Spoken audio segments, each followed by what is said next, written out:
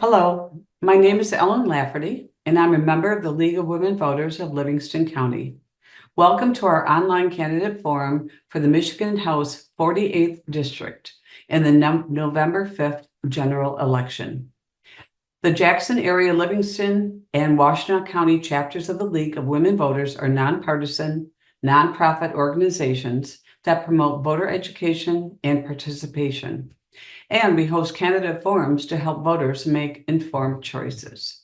Now, let's hear from our candidates.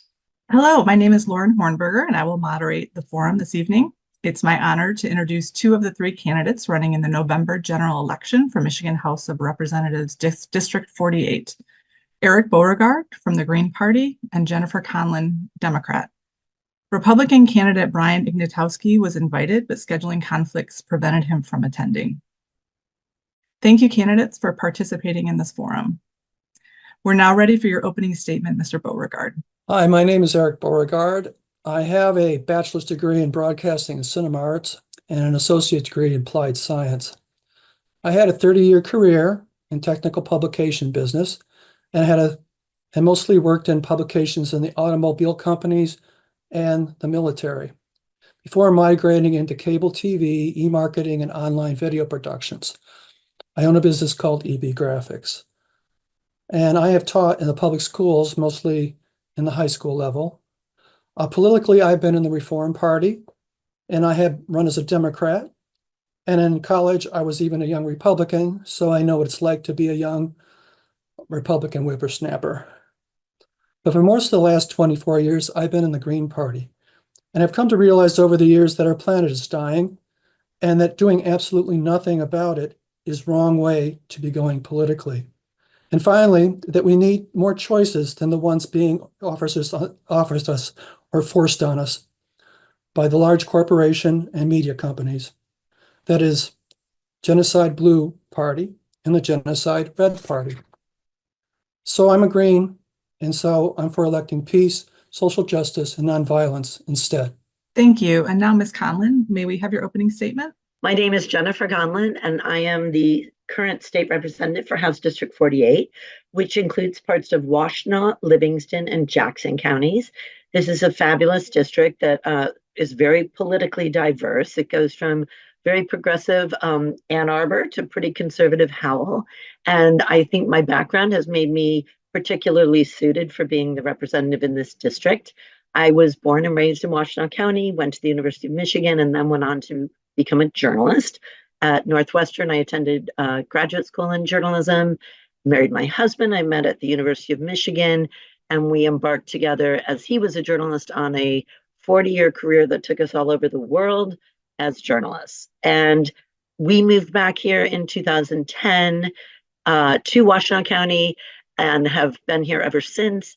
And I ended up becoming a journalist around writing a lot about Detroit, Michigan politics, and the environment and small business.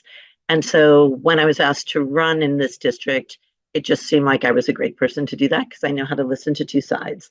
And I've been doing that for the last 18 months that I've been in office. And it has been quite an honor to serve this district. Thank you. Thank you very much to both candidates. And now to the questions. And the first question will go to Ms. Conlin. And the topic is corporate subsidies. The question is, the Michigan legislature could not agree this year on renewal of the SOAR fund, which supports business attraction. Some detractors criticize the effectiveness of SOAR grants. What is your philosophy regarding the use of taxpayer funds to create jobs? And should such spending focus on encouraging technology and innovation or instead on manufacturing jobs? So I think it should actually apply to both. The SOAR funding money has always been controversial because it is a little bit of the pay to play that we have to do sometimes to keep our big automotive companies in particular. You know, we saw Ford go to Tennessee, and we wanted them to stay here and go to Marshall, Michigan, to create jobs, to create more union jobs. And it has been very kind of difficult around the fact that in the end, some of those jobs and things have not turned out to be as high paying as we hoped. So we keep looking at SOAR again and again to make sure that this is something that's good for Michiganders. But now that we're really focusing so much of our efforts on EVs and on our automotive industry being green and on the Healthy Climate Jobs Act that we passed in the state legislature around having no fossil fuels in our state by 2040, we are really ramping up our production of all the infrastructure needed for EVs. I think we're having trouble right now getting people to buy them a bit because there aren't enough charging stations, and we need to have the facilities to create, better batteries and the things that are needed to make that whole industry stay in Michigan where we want it to stay. We do not want to lose the car industry. But so those SOAR funds, I really do believe are needed in various moments for some corporate discounts for those industries to stay in the state of Michigan, because we need to develop our workforce. We need to get more people moving back here. And the way that happens is through job creation. Mr. Beauregard, same question. Look, I've been running for public office for 25 years. Democrats always promise these economic things to the businesses, and the Republicans, they are business, and so they promise themselves lower taxes. The truth is our government is kind of lazy and slow, and the two parties are constantly at war with each other, dividing the nation and rendering it inept and kind of dysfunctional. They're fighting over the state's financial resources, so they can be redistributed amongst their special interests, and that funding fund their campaigns and keep them permanently in office. One of the advantages of voting for a Green is the Green New Deal. In it, we don't take the money from the corporations or interest groups. We are not wasting your money on the whole kickback routine. And Greens are so much more frugaler than this. We encourage things like mass transit, high-speed rail over automobile lobbies. It's more permanent, more efficient, and more economically friendly. It doesn't require everybody to go in debt maintaining an expensive fleet of personal automobiles. They're overcrowding our cities and wasting fuel and this planet. Thank you. The next question will start with Mr. Beauregard, and the topic is employment issues. As a result of a recent Michigan Supreme Court decision, Michigan minimum wage rates will increase next year. All employees will be eligible for paid sick days, and the separate minimum wage for tip workers will be phased out. Michigan employer groups are lobbying the legislature to roll back these changes. What, if anything, should the legislation do? Well, I'm for a $25 an hour minimum wage in Michigan. And I think we also need a universal basic income, particularly for people who are making less than $65,000 a year. But this would have to be instituted by the two major political parties at the federal level, because these are major financial changes. They are neoliberals. Both parties believe in capitalism.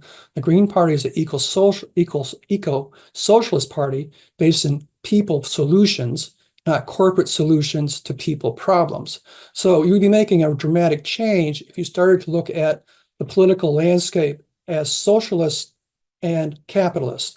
And the capitalists are going to fight over whatever their corporate masters tell them to do. The Green Party is focused on what grassroots problems and designing an economy that actually not only solves our economic problems, but also our environmental problems at the same time. And a lot of what our problems, 70% of our what we do is damaging to the environment. So this is a very dynamic change that we have to go under if we're going to really go out of this dying planet phase we're going into, the sixth mass extinction that scientists call it. Ms. Conlon, same question. Yeah, so as I think we all know, this summer the Michigan, Supreme Court basically said that the adopt and amend rule that had happened under the Republicans was not going to go through, creating what we now know is quite an urgent matter, because this will go into effect in February, as I understand it. So I've already been talking to the Michigan Restaurant and Lodging Association, as have my colleagues in Washtenaw County, because basically, I think although the ballot initiative was a good one to raise the minimum wage, the way this bill has come out, taking away all the tips credit that we have in our restaurants, particularly, is very damaging because at the end of the day, a lot of restaurants could close down as a result of this. Our people who are on the server minimum wage basically can make $40 an hour, they've told me, by being on that minimum wage, but being allowed those tips. And they're not going to drive 20 minutes to work at a restaurant in Ann Arbor or in Brighton or in Howell or in Jackson if that is just for that bare minimum wage. So I think we're working on what that fix would look like, which is bringing the minimum wage up eventually a certain amount every single year, but also keeping the the tip credit allowed for the moment, because we can't make up for that and our restaurants can't make up for that. And we don't want to go to restaurants where we're just ordering off those iPads. When it comes to paid sick leave, the way we need to make that more flexible too, the way it's written now is you could take 3 days off without any notification from a doctor. Our restaurateurs are worried that will happen over 4th of July weekend. Someone will be like, hey, peace out. I'm going to not work the next 3 days, because they would be able to do that. And that could mean restaurants could close. So, I mean, they would have to close because they wouldn't have enough servers for a long weekend like that, or a long football game weekend. So we are working with them diligently to fix this. Thank you. The next question will start with Ms. Conlon, and the topic is around wetland protection. Last year, the U.S. Supreme Court substantially limited the federal EPA's power to protect wetlands, leaving most protection efforts to the states. Michigan has a wetlands protection law, but it requires continual funding and other support from the legislature. What specific additional steps, if any, do you think are needed to protect Michigan wetlands? Well, I mean, I've been working closely with Eagle on a number of things, because in my district, I have the chain of lakes, which has a lot of problems around PFAS and has a lot of problems around flooding because of the phosphorus that goes in from fertilizers into that land. But I have a very unique district, and then I have 9 townships. I have a sliver of the city of Ann Arbor, and I have and the village of Pinckney. So this entire district is very rural for the most part. I mean, I don't have the city of Brighton or the city of Howell. I have around them. I don't have the city of Dexter or Chelsea, but I have around them. And so the biggest thing that comes from local townships really is around development, and a lot of the development that pops up. One of the bigger concerns is preserving those wetlands that we really need to keep our environment safe. So though I haven't touched any of that legislation yet, I don't sit on those committees. And to be honest, I don't think anything has come up in the State House regarding that. I'm working on PFAS legislation. I could certainly look into it, but I am all for preserving our wetlands. I know the ecosystem is really important about that. So the only thing that I have touched in this district has really been around development and anyone who is concerned. We have a big wetland up in the sort of Hamburg area that could actually become more of a reservoir for some of the flooding we're seeing on Orr Lake. So the Army Corps of Engineers is looking into that, which would preserve that wetland, but also help that situation we have on that lake. But I'm certainly willing to look into whether we need to do more legislation with Eagle around these wetlands being preserved. Thank you. Mr. Beauregard, same question. Well, I would say wetlands are the tip of the iceberg. And I would say to both Democrats and Republicans, I'm here to tell you, sadly, that you can never make America great again. Technically speaking, you can't. You can never bring back the country the way it was our founding fathers first found it. 96% of America's forests have been cut down. I mean, cut down, mowed down, blown away like tiny green bristles. 82% of the freshwater fish gone. 92% of the birds dead. 98% of the reptiles all gone, flattened like pancakes on our roads, blown away like flying hamburger in our lawnmowers. The loss of nature has put our society under ever-increasing stress, environmentally due to toxic pollution and socially due to overpopulation. The human degradation is not only ruining our health, it's also ruining our cognitive brain function, the very thing humans need to survive on this planet.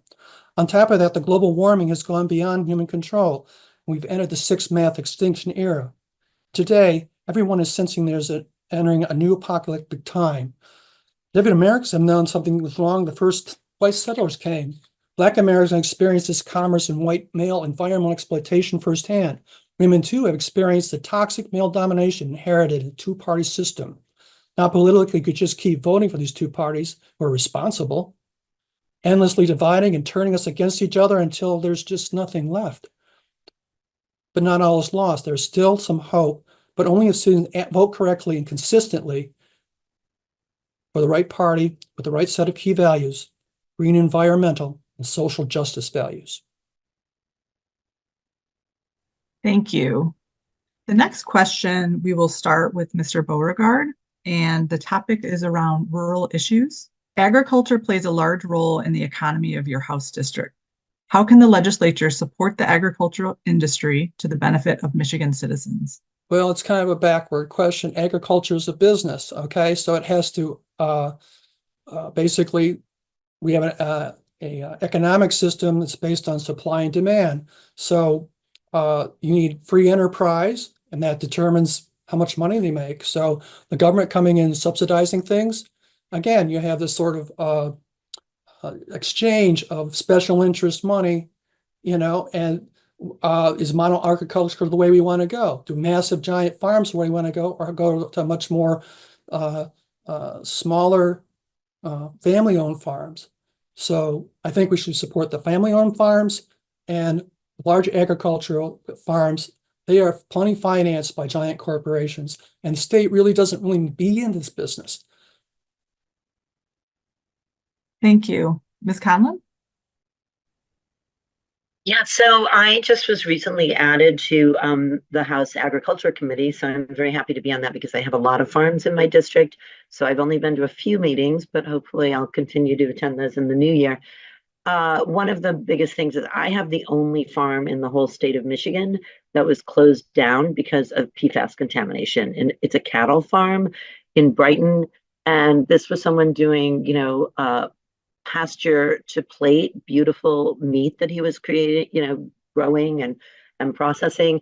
And unfortunately, he put his hand up to have his land tested for PFAS, and it came out that there was PFAS in that land and in his cattle. And he was shut down within a week and lost a farm that's been in his family for 100 years. We've been helping him with some remediation, but I know that there's this problem in other farmland in the state of Michigan because they were encouraged to use biosolids as fertilizer, which came from our wastewater treatment plants, which unfortunately has PFAS in it. So I have just introduced legislation that will look at how we can help and support financially our farmers in the state of Michigan around this issue. As for smaller, like remediation, if they need the funds for help. Around smaller farms, I have tons of them in my district as well. I go to the farmers markets, and I know that many of them would like to be able to do a bit more in terms of cottage food industry laws, which don't allow them to do more than 25,000 a year in business for when they would like to do 50,000 a year. That's particularly for baked products and things like that. But we have a lot of small farms that really need to have more support from the townships. I have farms in this district that would like to expand, put up a tomato, hoop place for their tomatoes, and they're not allowed. And so we're looking a lot at right to farm issues for a lot of our township small farms. Thanks. Thank you. The next question will start with Ms. Conlon, and the topic is around elections. Do you believe Michigan elections are free and fair? If not, what steps are needed to ensure that they are? I believe they were very free and fair, and I think I've watched as the ballot initiative that went through in 2022 around elections and more early voting and everything. I've watched as our Judiciary Committee has had to put into process so much around funding and making sure we have enough poll workers for those early days. Now that we have 9 early days of voting, I talk to clerks when I go all over my district in particular. What do you need? How can we help? And I do think they are truly fair. And it's going to be a busy day on November 5th. I think we all know that. But I think that our polling stations are prepared for that. There's a lot of support coming from the Secretary of State for anybody who has any issues around voting, even on the day of the voting, if you're voting in person. But obviously with, absentee ballots and drop-off boxes and you can take your absentee ballot in person.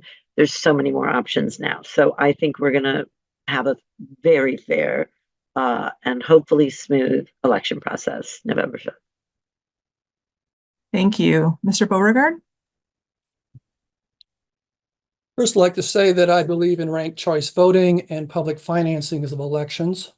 This year, Michigan Secretary of State tightened up the paperwork it takes to get on the ballot. So the Democratic Party could force minor party candidates off the ballot. We had 5 of them, and we had to have a second convention, and we had another one taken off in 13th district. And there's a very big litigation going on with that. It takes it. So our system elections have been taken over by huge corporate enterprise. It's a pay-for-play system where the paying candidates use the money to leverage the media and social special interests so they can always win. Or minor party candidates are pushed aside by a corporate controlled media in favor of their profits. That's how they feel, a free people should be represented, and they call it democracy. Bullying and throwing people off the ballot. When Democrats do this, they are not representing all the people. They are not furthering the small Democrat. They are silencing competing viewpoints and only lining the big D donors' pockets. Thank you. The next question will be our last question, and we'll start with Mr. Beauregard. And the topic is around personal values. In what civic or nonprofit organizations have you been active in recent years? Civic organizations. I am the state representative for Washtenaw County Green Party. And so I've been preparing for a campaign. As far as the local civic organizations, I do attend a lot of church fundraising around our community. I mean, far and wide, I go to all the churches, and I go to the Rumreach sales, and I do appear, in the congregation and talk to people and get their opinion. I also garage sale, so I'm actually out every day as part of my eBay business, talking and seeing what the people really are like right when they're in the driveway and just people to people. They're not thinking about being Democrats and Republicans. This is a media hypnosis mind game. You think these 30-second spots that we're paying every 10 minutes on television over and over aren't driving people mentally confused? And they think this is how they communicate with the people. And when you talk to realtor people, they think all their politicians are nuts. And I have to agree with them. Ms. Conlon? Yes, my values are very much about ending the divisiveness, if possible, in our mainstream politics at this point, particularly because I represent a district that is a 50-50 district. And I couldn't go to sleep at night if I wasn't caring about my Republicans as much as my Democrats. And I'm really proud to say that my journalism background has really helped me to really spend time with the Republican leaders in Livingston County. And my listening skills, I think, have been really great. And I feel like I've really made progress in creating relationships up there. As far as what I did before I was a journalist, you weren't allowed to participate too much in outside things as a journalist, but I did. I was on the board of something called A2 Ethics, which was around teaching ethics to high school students in particular. My parents founded an independent school in Ann Arbor, and as an alum and as a parent of my kids who ended up going there, I was the board president on that board for a while, which has been very helpful being on the education committee in Lansing. Even though, of course, I don't think any public school public funds should go to private schools, I do think that my experiences, having been in independent school is a good one to have on that board. So my values are really around, listening, caring about the entire community, and hoping I can represent everybody that comes to me, and then I can take every phone call. And now I attend every nonprofit thing I can. I went to the Big Brothers, Big Sisters, and Girls Group. And the wonderful thing now about being a rep is I can go to a lot of those nonprofit events, and I try to attend as many as possible. Thank you both for your responses to our questions. And now it's time for our closing statements. We'll begin with Mr. Beauregard. There are 110 members in this Michigan State Legislature, and if I'm elected, I would just be one of those 110 members. I may be able to have a direct effect on one or two areas of legislation, along with my regular voting record, and that's pretty much it. So my goal in running is far beyond that. If I'm elected, I would be the highest ranking Green Party candidate ever elected in this country. So in our highly rigged corporate media controlled two-party system, I would be such an incredible miracle if I won. But that's just what we need in this country right now, a miracle. My election would be a wake-up call to both the Democratic and Republican parties that their status quo days are over. The people will be gaining a Green New Deal vision of America, especially because they would be winning in one of the most polluting and environmentally condemned states in the country. That the people here had finally woken up. The era of Democratic pandering and greenwashing on the environment and the economy, social justice issue would be over. That the CO2 levels had finally soared so high it had blown up in their faces. That their campaigns of fear, warmongering, and genocide had been thwarted. The Green Party had won. Peace had won instead. Thank you. Ms. Conlon, your closing statement?